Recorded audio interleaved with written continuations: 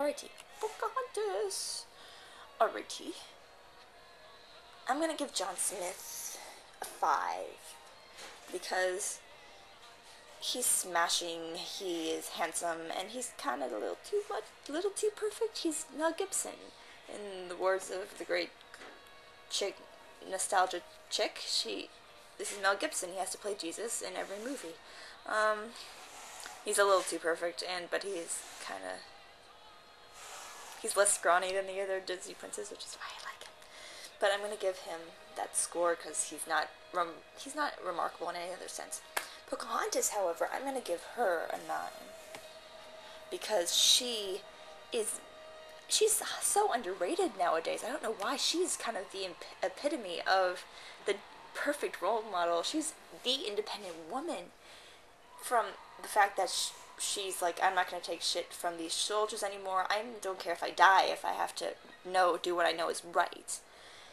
And probably the most significant thing about Pocahontas in comparison to the rest of the princesses is that she doesn't go with the man to the end. She knows that she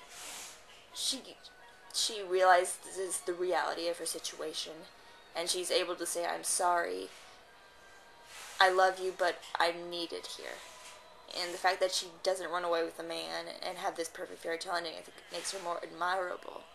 And this is completely disregarding the second movie. That didn't happen, and as far as I know, in my mind. But yeah, she's a 9 to me. She's wonderfully independent. She's free-spirited, and she's not cliche in any way, apart from her majestic poses, which are sometimes pointless. But apart from that, she's a wonderful, wonderful heroine to me. Ooh, where are we going now? We're going Hunchback in Notre Dame.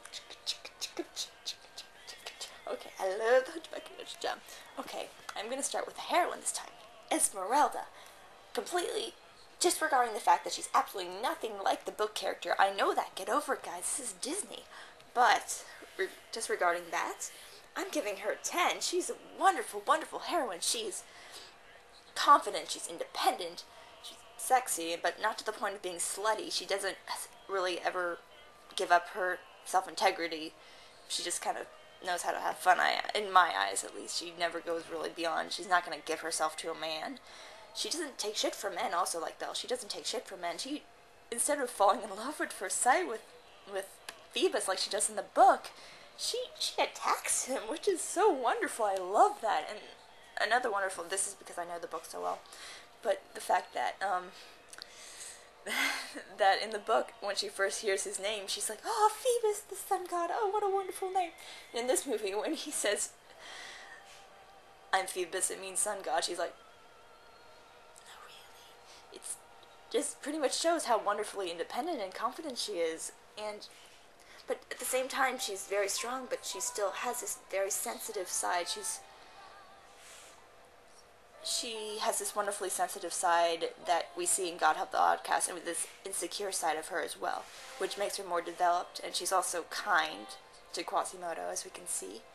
And she's been my favorite heroine for a very, very, very, very long time. Since I was very young, I could relate to her more than... She was pretty much the girl I want to be. She's still the girl I want to be. She's the one I want to grow up and be Esmeralda someday. And I absolutely love her. She's a 10 in my book. There's no flaws in her as far as you can see. Again, disregarding the book, because that Esmeralda is like a 1. But, sorry, I need to get some Hunchback music in here. There's another Dame. Maybe. Oh, come on. But, as for the men, even though Phoebus is paired with Esmeralda in this version, Quasimodo's the hero. He definitely is. He's hands down the hero, and he's a 10. He's, first of all, adorable. He has probably the most dramatic development in comparison to all the other Disney heroes. He has to overcome his shyness. He has to overcome his self-consciousness, and he has to overcome this feeling that he's hideous, that he's a monster. He has to get over that, and in the end, he becomes the hero of the story. He literally saves Esmeralda's life, and because of that, I'm in love with him. I totally am. If I could choose any of the Disney men, it would be him. But because he has a wonderful development throughout the story, and his voice, oh my god, he can sing. Oh, Tom Hughes. Going on.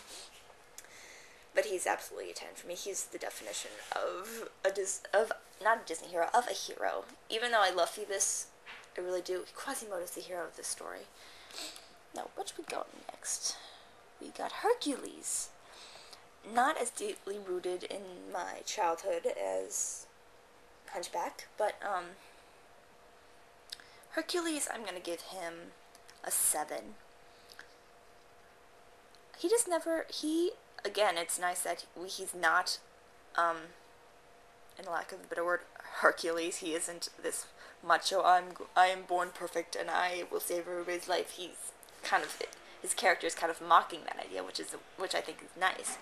But I think his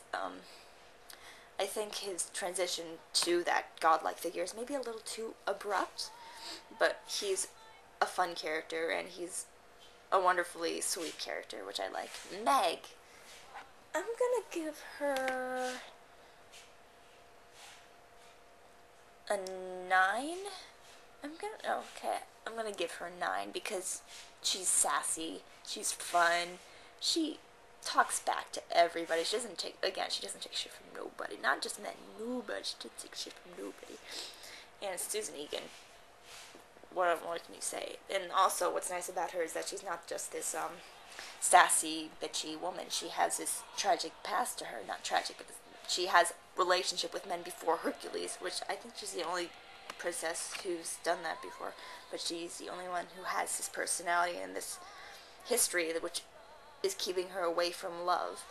And I think that makes her much more interesting because of that she's experienced love and she's been hurt by love. She knows reality, and she's too afraid to fall into a fairy tale, which I think makes her more admirable. Mulan.